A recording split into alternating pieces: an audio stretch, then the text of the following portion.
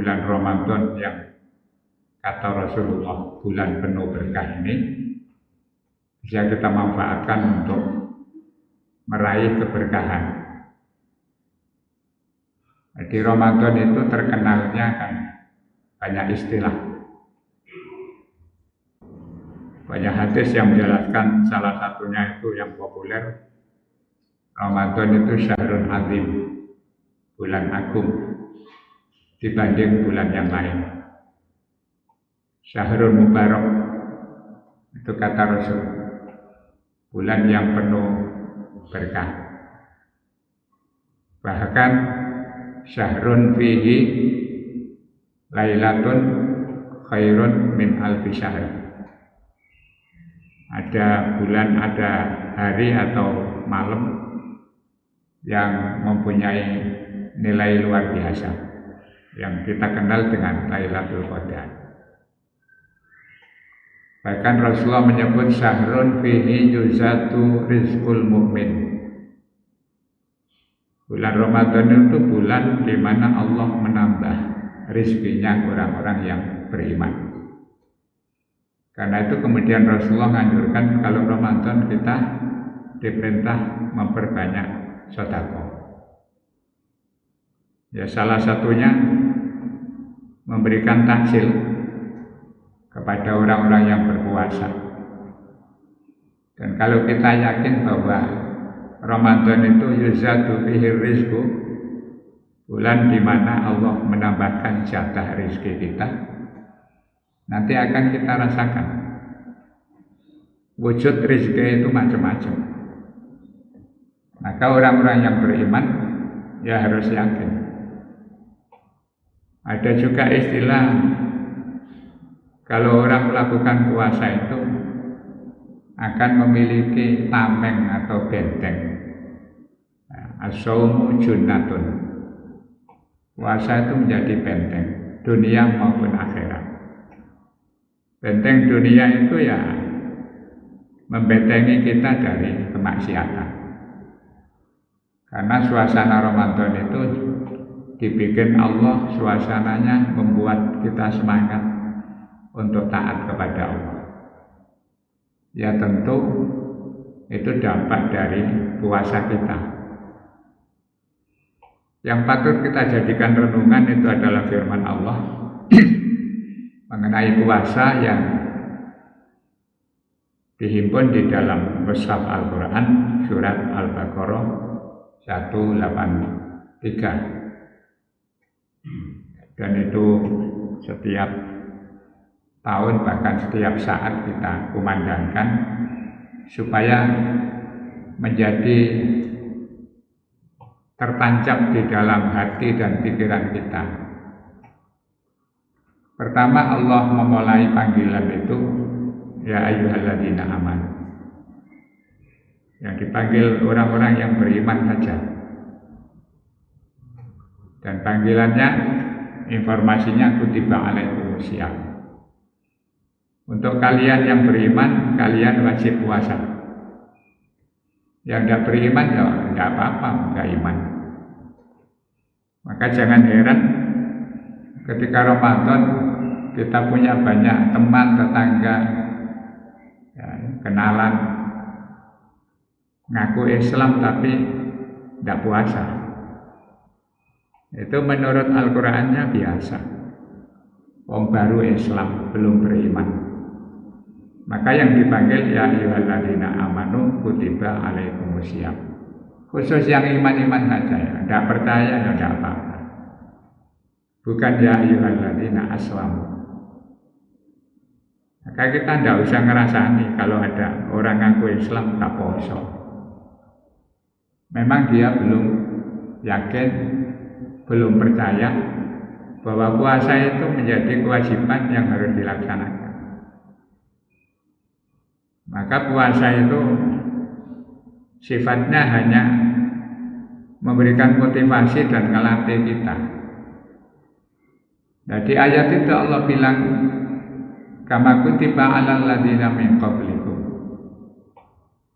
Kalian diperintah puasa itu sama persis orang-orang dulu yang ngaku iman juga diperintah puasa. Jadi ayat ini Allah kasih gambaran supaya orang-orang yang iman itu enteng, tidak merasa berat karena tidak sendirian. Jadi belum apa-apa Allah sudah bilang kutiba alaikumusiyam kama kutiba alal ladzina min qablikum. Orang-orang dulu yang ngaku iman seperti kalian ya, semuanya ada perintah puasa. La'allakum, beberapa mufassir mengatakan la'alla di situ liyu'iddakum wa yuhayyi'akum ila taqwa. Kalian diperintah puasa itu sengaja dilatih Allah, dipersiapkan dirimu agar menjadi orang yang mudah untuk bertakwa kepada Allah. Jadi puasa itu baru kita latihan untuk menjadi orang yang lebih taat. Maka puasa itu bertingkat-tingkat. Tidak semua orang puasa itu bisa menjadi lebih bertakwa. Dan ini yang harus kita pikirkan, kita jadikan acuan untuk peningkatan kualitas puasa kita. Orang-orang ahli tasawuf itu membagi puasa itu menjadi 3. Jadi ada kelas-kelasnya, ada klasifikasi puasa. Ada puasa yang biasa dilakukan kebanyakan orang, atau istilahnya shaumul awam, puasanya orang awam. Awam itu bisa makna orang pada umumnya, bisa diartikan awam itu orang yang pengetahuannya terbatas. Bahkan ada yang ekstrim mengatakan awam itu orang bodoh. Jadi pertama ada orang puasa itu tingkatannya baru puasa, ya umumnya orang. Dan itu disebut puasa syariat. Puasa syariat itu yang penting al-imsak atau imsakul batni wal fajri an qada'is syahwat. Jadi puasa orang awam itu yang penting tidak makan, tidak minum, tidak melakukan hubungan suami istri. Itu namanya puasa. Dan itu puasa syariat. Kalau orang tasawuf malah bilang itu puasanya anak kecil, anak TK atau SD. Pokoknya gak makan, gak ngombe, namanya puasa. Tapi belum masuk pada substansinya puasa. Nah kita ini dari kecil dulu ya diajari puasa itu, pokoknya gak makan, gak ngombe. Itu namanya puasa. Nah maka kemudian puasa mana yang bisa menjadi benteng, yang bisa mengarahkan kita untuk menjadi lebih bertakwa? Tentu puasa yang sungguh-sungguh, bukan sekedar puasa syariat, tidak makan, tidak minum, tapi yang lain-lain tetap jalan. Ya suka bikin cerita-cerita hoax, atau paling tidak itu suka ngeser-ngeser yang hoax. Jadi puasa yang bagus itu di samping menahan makan minum, itu kalau bisa ditingkatkan puasanya orang thariqat. Thariqat itu imsakul jawarih anil ma'afin, mengendalikan semua anggota badan yang vital.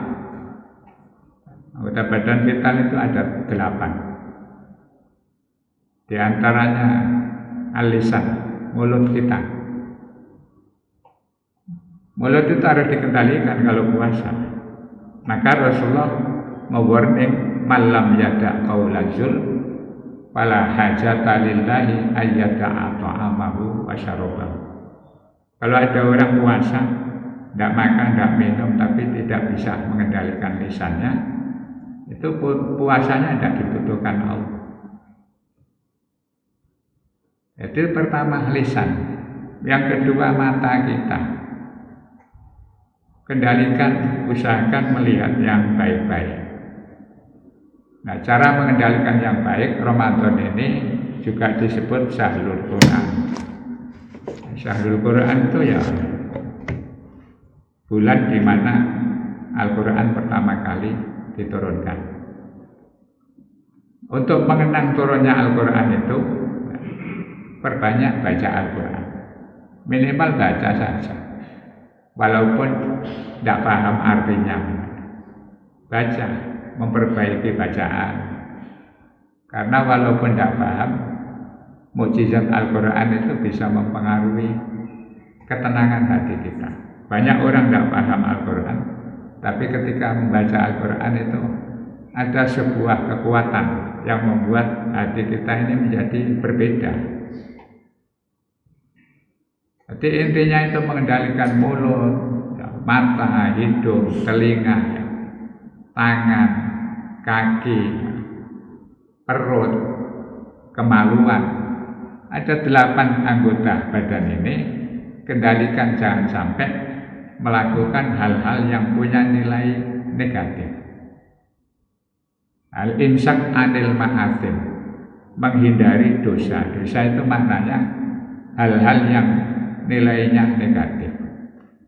Maka di Ramadan itu ya kita namanya belajar, dilatih Allah supaya menjadi lebih baik. Maka puasa kita jangan hanya syariat saja, tapi puasa thariqatnya jalan. Maka itu namanya junatun fid dunya. Jadi puasa bisa jadi benteng kita, bisa jadi tameng kita dari hal-hal yang negatif. Wa junatun fil akhirah, juga bisa menjadi benteng di akhirat nanti. Ada sebuah hikayah. Ini dihimpun oleh Syekh Syihabuddin Al-Qalyubi. Syihabuddin Al-Qalyubi itu ulama besar, di samping ahli fikih, ahli hadis, beliau ini termasuk tokoh tasawuf. Ya, sebenarnya hidupnya agak belakangan, kira-kira abad pertama lah. Beliau lahir ini tahun 109 Hijriah. Termasuk orang yang punya pengaruh. Beliau lahir di Mesir, menghimpun cerita-cerita aneh atau cerita langka. Maka kitabnya diberi judul An-Nawadir, dari kata nadirun, cerita-cerita langka, cerita-cerita aneh. Di salah satu bab hikayahnya itu beliau menceritakan dulu ada seorang ya kalangan tabi'in, itu tabi'in atau tabi'in lahir 96 Hijriah, namanya Sufyan As-Tsauri. Sufyan As-Tsauri ini bercerita pernah satu saat aqama di Makkah salasa sinin, pernah mukim atau tinggal di Mekah itu selama 3 tahun. Ketika di Mekah itu, di samping beliau mencari tambahan ilmu, berusaha memanfaatkan ibadah di Mekah itu lebih istiqomah. Yang namanya sholat jamaah itu tidak pernah ditinggal. Satu saat dia melihat ja'a rajulun bidzohiroti, artinya setiap zuhur itu dia melihat ada orang datang yatufu. Ketika masuk Masjidil Haram itu dia nggak sholat tahiyatul masjid, langsung turun ke Matof. Matof itu tempat tawaf. Nah, kan memang anjurannya itu kalau masuk Masjidil Haram itu tawaf dulu. Baru setelah tawaf sholat 2 rakaat. Biasanya dilakukan di sebelahnya atau menghadap di belakangnya makam Ibrahim. Orang ini diperhatikan, setiap siang itu belum ada orang datang. Dia sudah datang. Dan Sufyan Ats-Tsauri ini memang ya bukan orang Mekah. Maka ketika di Mekah itu dia memanfaatkan waktu. Awal sudah ke masjid, tapi selalu ketemu orang itu. Zuhur itu datang tawaf, sholat 2 rakaat. Habis sholat itu kata Sufyan, dia selalu ketemu saya. Ketika ketemu saya dia mesti mengucapkan salam, jabat tangan, ngobrol-ngobrol sebentar. Nanti habis sholat dia pulang. Setiap hari begitu. Selama 3 tahun itu sampai akhirnya saya itu sangat akrab. Sesekali saya nyambangi ke rumahnya.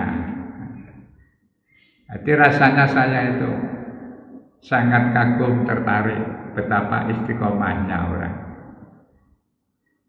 Nah, satu saat dia tidak datang. Zuhur tidak datang. Biasanya nggak pernah telat. Terus Sufyan Ats-Tsauri ini ya, nyambangi ke rumahnya. Ternyata sakit. Nah, ketika sakit itu orang ini bilang sama Sufyan, Mas Sufyan, saya ini sakit.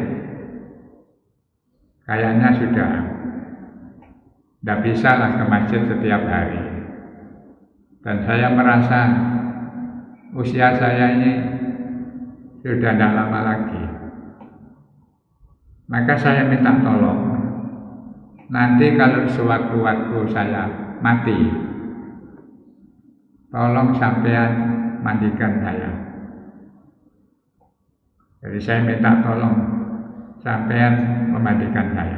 Terus gak usah jaga Nawamuddin. Terus nanti yang kafani juga saya minta tolong sampean sendiri. Pada saat pemakaman nanti, ya tentu sampean harus ikut dan memakamkan saya. Walaupun ada yang bantu, tapi saya minta sampean ikut memakamkan saya.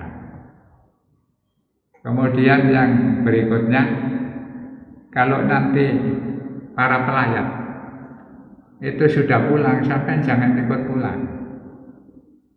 Tolong saya ditunggoni. Ini perlu apa bahasa Indonesia diinepi. Ada ngerasa angel bahasa Indonesia. Diinepi masuk dibermalami. Terus pokoknya saya minta tolong, sampai jangan ikut pulang. Tungguin saya sampai malam. Tolong saya ditalkin, dibimbing supaya saya tetap ingat iman kepada Allah, ingat iman saya. Kata Sufyan Ats-Tsauri, "Fadomintu." Ya saya sanggupi, saya merasa sudah sangat akrab dekat. Akhirnya betul, suatu saat meninggal, pesannya itu saya lakukan. Orang-orang pada pulang, saya tetap berada di makbaroh atau di makam itu sampai malam. Ya saya talqin. Talqin itu dari dulu sudah ada orang-orang yang percaya kalau dibimbing ketika mati itu mendengar. Akhirnya terus sampai malam itu dibacakan doa-doa. Terus kira-kira sudah ya sepertiga akhir malam. Kata Sufyan, saya ini bainan naumi wal yaqadhah. Saya kayaknya seperti rodok turu, tapi saya merasa sik melek. Wasami'tul hatif. Saat kondisi begitu saya mendengar suara. Hatif itu istilah wong Jawa, suara tanpa rupa. Saya mendengar suara, saya cari tolak-tolak, enggak ada orang. Suaranya itu bilang begini, "Hai Sofyan, kamu tidak bisa nunggoni mayat ini, tinggal pulang saja. Saya yang akan menunggu dia. Kau usah ditalkin, kau usah didoakan macam-macam. Saya yang bertanggung jawab." Nah, Sofyan ini terus akhirnya ngomong, "Kamu itu siapa?" "Saya ini adalah ibadah puasanya dia. Ketika datang bulan Ramadan, dia selalu berpuasa.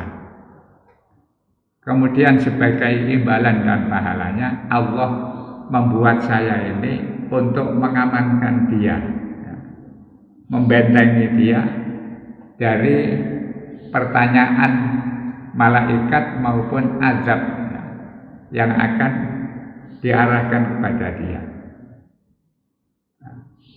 Setelah itu kata Sofyan,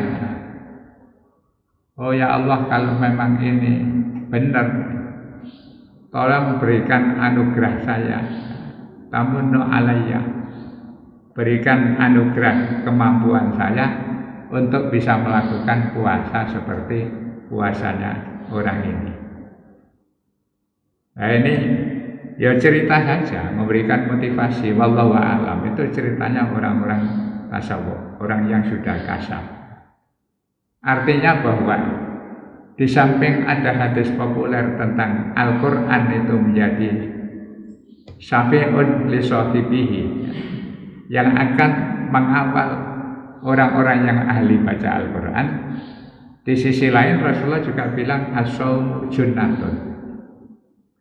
Karena itu puasa itu dianggap benteng dunia akhirat, sehingga cerita ini mungkin bisa saja benar walaupun itu tidak berdasarkan hadis atau Al-Quran. Ya namanya orang kasaf, wujud dari benteng di akhirat itu hampir sama dengan Al-Quran membentengi para pembacanya. Oleh karena itu maka kita harus belajar puasa yang baik. Puasa thariqat itu ya puasa itu tadi mengendalikan hal-hal yang dikasih Allah ini untuk berbuat baik. Nah, nanti baru yang ketiga ada puasa makrifat atau puasa hakikat. Kalau puasa hakikat itu mengendalikan hati dari ketergantungan kepada masiwallah. Hati itu sudah tidak tergantung kepada selain Allah. Itu namanya puasa dalam wujud puasa hakikat. Jadi orang yang sudah dilatih puasa, mampu mengendalikan macam-macam, kemudian ujung-ujungnya itu nanti bergantung pada Allah. Banyak simbol-simbol yang kita diajari Nabi, puasa itu sebenarnya harus pasrah. Ketika buka saja, begitu kita minum Bismillahirrahmanirrahim, kemudian takjil, kan dianjurkan Allahumma laka sumtu, ya Allah kami puasa ini hanya untuk Engkau. Wa bika amantu, saya lakukan puasa ini hanya karena iman, saya percaya kepada Engkau. Terus apa lagi? Allahumma laka sumtu wa bika amantu wa ala rizqika aftartu. Yang saya bikin saya makan berupa takjil ini juga rezekimu, sehingga akhirnya dahaba goma, haus-haus itu hilang, wabetal latil uruk, kemudian pembuluh darah mulai seger lagi, wasabatal ajru insyaallah. Ya insyaallah karena saya ikhlas, saya puasa karena Engkau, pasti engkau akan memberikan pahala kepada saya. Itu latihan pasrah. Jadi lama-lama kalau sudah kita biasa semua bergantung pada Allah, maka kemudian puasa hakikat itu jangan pernah berpikir selain Allah.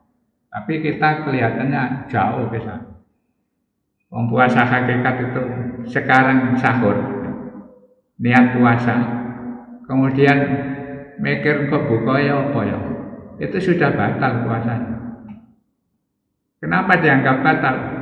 Kaya gak percaya Allah, lah pemikir buka barang. Puasa ya sudah puasa saja, pasrah pada Allah. Urusan berbuka nanti urusan nanti. Wong kita juga belum tahu, apa sampai buka apa enggak itu enggak tahu. Maka puasa itu ada jenjang. Dan kalau kita bisa melatih diri sesuai dengan apa yang dijelaskan Allah, la'allakum tattaqun, ya insya Allah puasa kita semakin tambah umur itu semakin tambah kualitas. Mudah-mudahan Allah tetap menjaga iman kita, memberikan kekuatan lahir batin dan bisa melakukan ibadah secara sempurna.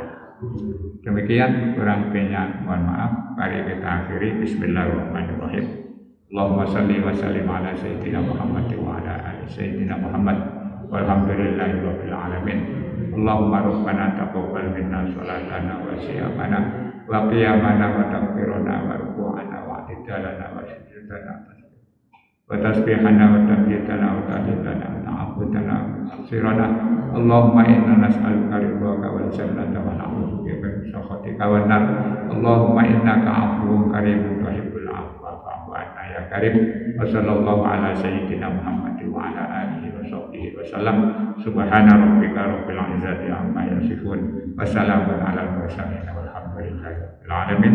Assalamualaikum warahmatullahi wabarakatuh.